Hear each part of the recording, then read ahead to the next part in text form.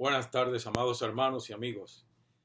Soy el pastor Cañizares. Por la gracia de Dios, junto a mi esposa Ileana, pastoreamos la iglesia Centro Cristiano Emanuel en Lake City, en el norte de la Florida.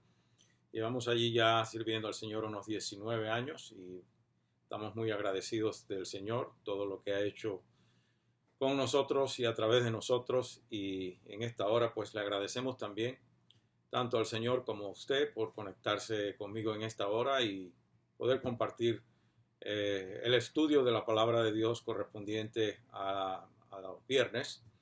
Estamos llevando un estudio donde le hemos titulado Edificando la Iglesia y hemos llegado a una sección de dicho estudio que comprende las diferentes o las principales doctrinas, o como llamamos las doctrinas fundamentales, 16 verdades fundamentales de la palabra de Dios, sobre las cuales nosotros fundamentamos pues nuestra doctrina congregacional y personal, obviamente.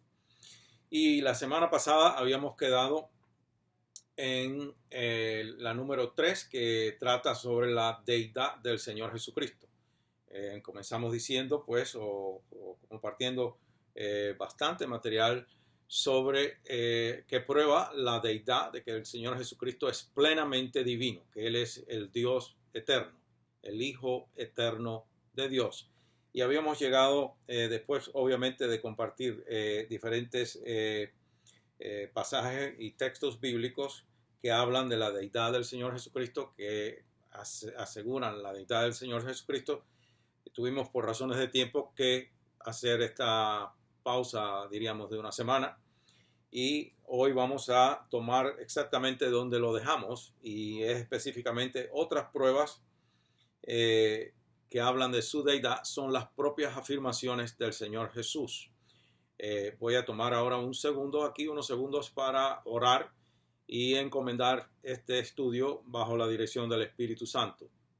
Señor Padre, te damos gracias en esta hora. Te pido en el nombre del Señor Jesucristo que ilumines nuestro entendimiento, tanto a mi persona como a todo hermano y hermana, amigos y amigas que estén conectados a través de este medio de las redes sociales, y que el estudio de la palabra sea primeramente para exaltar y glorificar el nombre de nuestro Señor Jesucristo y para la buena edificación de cada uno de nosotros en el conocimiento de la palabra de Dios. Por Jesucristo te pedimos estas cosas y te damos gracias, Padre. Amén. Bueno, pues otra de las pruebas irrefutables de que el Señor Jesucristo es el eterno Hijo de Dios se trata específicamente de las afirmaciones del Señor. Cualquiera puede argumentar que, bueno, era un hombre afirmando cosas como cualquiera otro, pero se trata de afirmaciones que fueron respaldadas por la palabra y por el testimonio de su vida. Además, era un judío. Para el judío en general era muy, pero muy difícil, muy raro, máximo de aquella época, un judío atreverse a compararse o a atribuirse a sí mismo las prerrogativas de la deidad o los derechos de la divinidad, como lo hizo el Señor Jesucristo. Habría que estar loco o ser un impostor, un descarado, en el máximo sentido de la palabra, o igualmente sus seguidores hubiesen sido la misma cosa, o locos o perversos o cualquier cosa semejante. Sin embargo, estos hombres, después de caminar 3 años con el Señor Jesucristo y después de haber recibido el bautismo del Espíritu Santo, aquellos hombres que unos días antes de esa experiencia de investidura de poder habían huido espantados en el arresto del Señor y en las consecuencias que pudieran venir por estar asociados con él, este mismo grupo de hombres, después de haber visto con sus propios ojos, como dice Juan, lo que nuestros ojos vieron, lo que nuestras manos palparon, después de haber estado 40 días con el Cristo crucificado y haber sido revestidos del poder del Espíritu Santo, estuvieron dispuestos, todos, prácticamente todos, con la excepción de Juan, todos sufrieron muertes violentas, fueron martirizados violentamente y jamás se retractaron de la fe que por la cual estaban dando su vida, porque estaban seguros completamente convencidos de que Jesús es el Dios, el Hijo eterno de Dios, que Jesús es eterno y es el Dios todopoderoso y que el Señor Jesucristo es quien él reclamó ser. Por eso estos hombres estuvieron dispuestos a morir por la fe en su nombre. Pues bueno, aquí llegamos a esa parte donde dice, o donde le hemos titulado, pues, otra prueba de su deidad. Otra prueba de su deidad son, obviamente, sus afirmaciones personales, propias del Señor Jesucristo.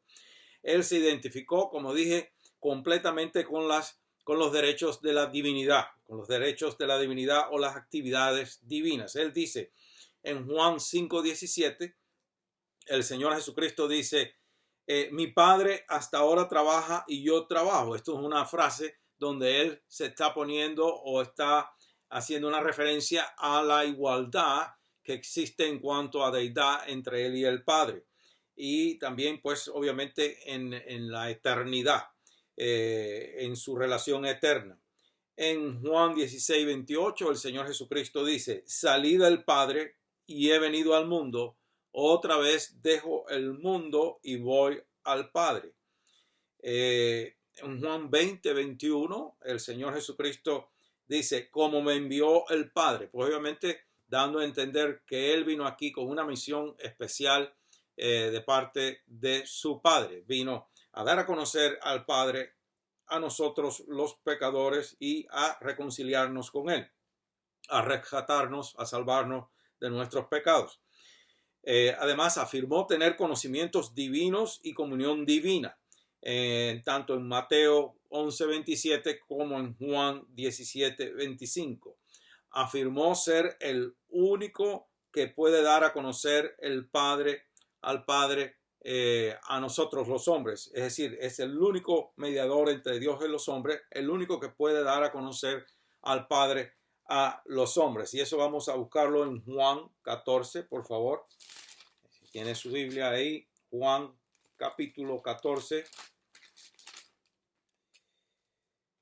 verso 9 al 11, dice Jesús, esto es pues obviamente respondiendo Jesús a la petición de Felipe, que lo vamos a leer pues en el verso 8. Dice, Felipe le dijo, Señor, muéstranos el Padre y nos basta. Jesús le dijo, ¿tanto tiempo hace que estoy con vosotros y no me has conocido, Felipe? El que me ha visto a mí ha visto al Padre. ¿Cómo pues dices tú, muéstranos el Padre? ¿No crees que yo soy en el Padre y el Padre en mí? Las palabras que yo os hablo, no las hablo por mi propia cuenta, sino que el Padre que mora en mí, Él hace las obras. En el 11 dice, créeme que yo soy en el Padre y el Padre en mí. De otra manera, creedme por las mismas obras. Es decir, las obras del Señor Jesucristo, su vida perfecta, en la cual ni siquiera sus peores enemigos pudieron acusarle de pecado. La única acusación que levantaron contra él fue la de blasfemar, porque se hizo igual a Dios, llamándose ya sea hijo de Dios o llamando a Dios su Padre en una manera especial y única como con ninguna otra persona. Pues el caso es que Él es poseedor de todas las prerrogativas de la deidad. Jesucristo, pues en él moraba la omnisciencia, omnipotencia, o operaba, o ese don de la deidad, omnipotencia, omnipresencia. Es el Dios todopoderoso, el Dios siempre presente, el Dios que todo lo conoce.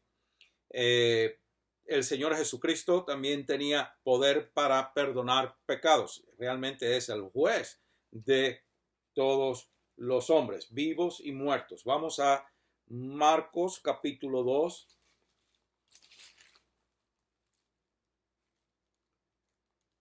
Marcos 2, del verso 5 al 11, dice, al ver Jesús la fe de ellos, dijo al paralítico, Hijo, tus pecados te son perdonados. Estaban allí sentados algunos de los escribas, los cuales cavilaban en sus corazones. Y aquí vamos a ver en acción pues la omnisciencia del Señor Jesucristo. Él, sin que nadie le dijera, esta gente simplemente estaban pensando dentro de ellos mismos, meditando de cómo se atrevía este hombre a hablar de esa manera, a perdonar pecados, etcétera, etcétera. ¿Quién se cree él que es? Según los textos que vienen.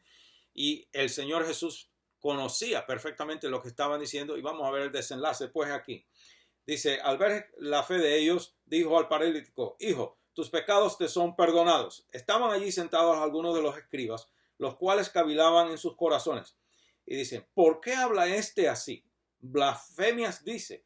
¿Quién puede perdonar pecados si no solo Dios? Ahí estamos viendo, si no solo Dios. Pues es obvio que solamente Dios puede perdonar pecados, pero Jesús puede perdonar pecados porque Él es Dios. Él es tan divinamente Dios como Dios Padre y como Dios Espíritu Santo, la Trinidad, la divina Trinidad. Y conociendo luego Jesús en su espíritu que cavilaban de esta manera dentro de sí mismos, les dijo, ¿por qué caviláis así en vuestros corazones? ¿Qué es más fácil decir al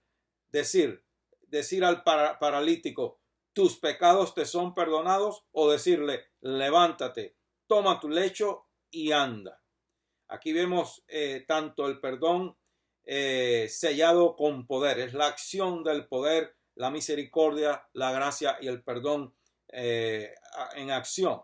Y dice, pues para que sepáis que el Hijo del Hombre tiene potestad en la tierra para perdonar pecados, dijo al paralítico, a ti te digo, levántate, toma tu lecho y vete a tu casa. Entonces él se levantó enseguida y tomando su lecho salió delante de todos, de manera que todos se asombraron y glorificaban a Dios diciendo, nunca hemos visto tal cosa. Ahí vemos el poder de la deidad, el poder del Señor Jesucristo para hacer milagros, para perdonar pecados, para demostrar obviamente su deidad. Se proclamó también juez y Señor de los hombres. Mateo 25, solamente unas páginas hacia atrás. Mateo 25 del verso 31 al 46 dice, quizás este es un poco largo, pero vamos a ver hasta dónde llegamos. Cuando el Hijo del Hombre venga en su gloria, es una referencia directa así a ese día glorioso en que todos esperamos. Cuando el Hijo del Hombre venga en su gloria y todos los santos ángeles con él, entonces se sentará en su trono de gloria y serán reunidas delante de él todas las naciones, no un puñado de gente, sino todas las naciones, y apartará los unos de los otros como aparta el pastor las ovejas de los cabritos, y pondrá las ovejas a su derecha y los cabritos a su izquierda. Entonces el rey que es el propio Señor Jesucristo, dirá a los de su derecha, venid, benditos de mi Padre, heredad el reino preparado para vosotros desde la fundación del mundo. Porque tuve hambre y me disteis de comer, tuve sed y me disteis de beber, fui forastero y me recogisteis, estuve desnudo y me cubristeis, enfermo y me visitasteis, en la cárcel y vinisteis a mí. Entonces los justos les responderán diciendo, Señor, ¿cuándo te vimos hambriento y te sustentamos, o sediento y te dimos de beber? ¿Y cuándo te vimos forastero y te recogimos, o desnudo y te cubrimos? ¿O cuándo te vimos enfermo o en la cárcel y vinimos a ti? Y respondiendo el rey les dirá, de cierto os digo que en cuanto lo hicisteis a uno de estos mis hermanos más pequeños, a mí lo hicisteis. Entonces dirá también a los de la izquierda, apartaos de mí, malditos, al fuego eterno preparado para el diablo y sus ángeles. Porque tuve hambre y no me disteis de comer, tuve sed y no me disteis de beber, fui forastero y no me recogisteis, estuve desnudo y no me cubristeis, enfermo y en la cárcel y no me visitasteis. Entonces también ellos le responderán diciendo, Señor, ¿Cuándo te vimos hambriento, sediento, forastero, desnudo, enfermo o en la cárcel y no te servimos? Entonces les responderá diciendo, de cierto os digo que en cuanto no lo hicisteis a uno de estos más pequeños, tampoco a mí lo hicisteis. E irán estos al castigo eterno y los justos a la vida eterna. Bueno, aquí hay mucho que decir y poco tiempo para hacerlo, pero quiero hacer una aclaración. No crea que, o no se deje confundir por la parte que dice los justos, los buenos, los que hicieron lo bueno, los que hicieron lo malo. La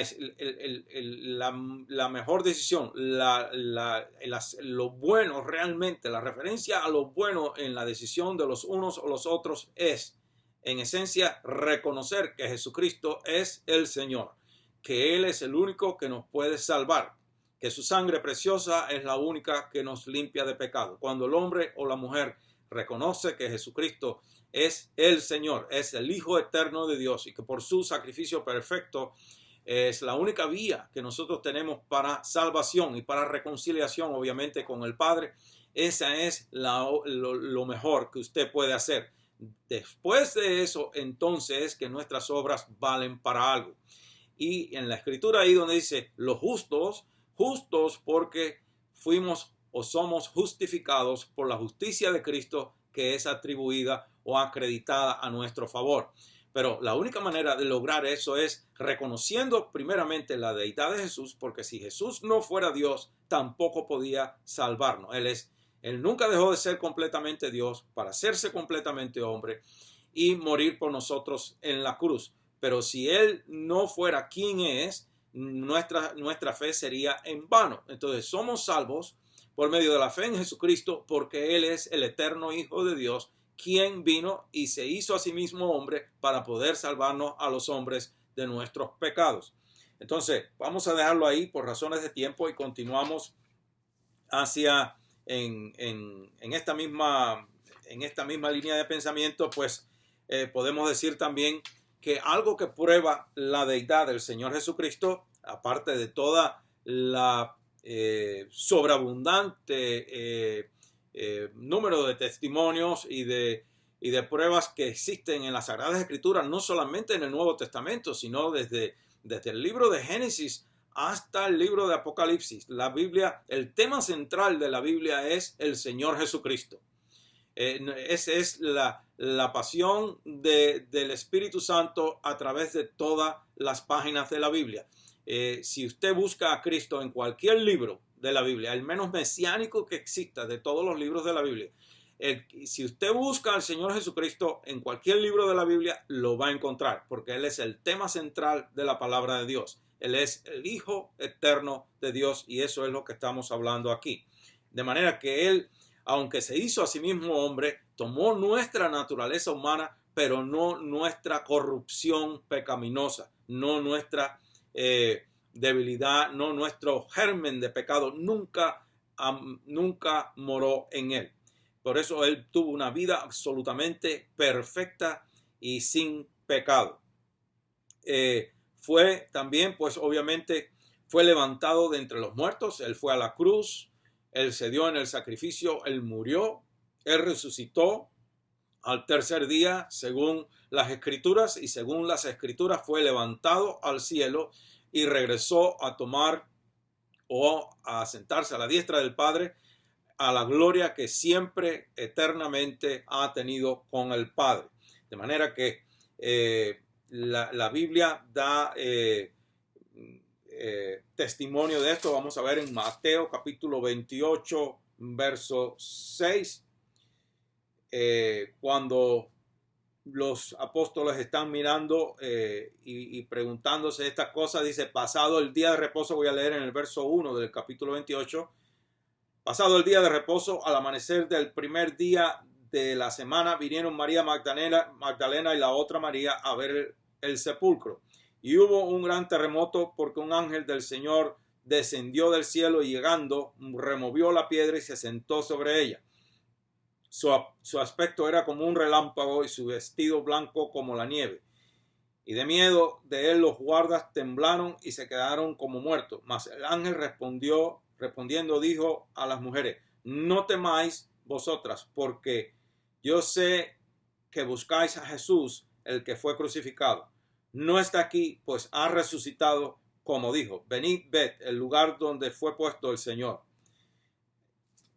Entonces vemos ahí la prueba de su vida limpia, pura, en la cual nunca hubo pecado. Por cuanto no hubo pecado, pues la muerte no lo pudo retener. En Lucas 24, 39, el Señor Jesucristo se presenta a los discípulos y le dice: mira mis manos y mis pies, que yo mismo soy. Palpad y ved, porque un espíritu no tiene carne ni huesos, como veis que yo tengo. Vuelvo a repetir lo que dije hace un rato. Este era un grupo de hombres y mujeres, porque no estaba limitado solo a los 11, sino que, de acuerdo al libro de los Hechos, el propio apóstol Pablo dice que eran casi unos 500 los que permanecieron fieles al Señor y los que tuvieron esa bendición, esa honra, ese privilegio de verle personalmente después de la resurrección, y a quienes ministró y enseñó por espacio de unos 40 días según las Escrituras. Estos que al principio, en el día del arresto del Señor, específicamente los discípulos, huyeron amedrentados, espantados, salvando el pellejo, por así decirlo, huyeron, y inclusive Pedro, el más atrevido de los apóstoles, negó al Señor 3 veces por la presión y el miedo, y obviamente es imposible servir a Cristo en nuestras propias fuerzas porque nos van a traicionar.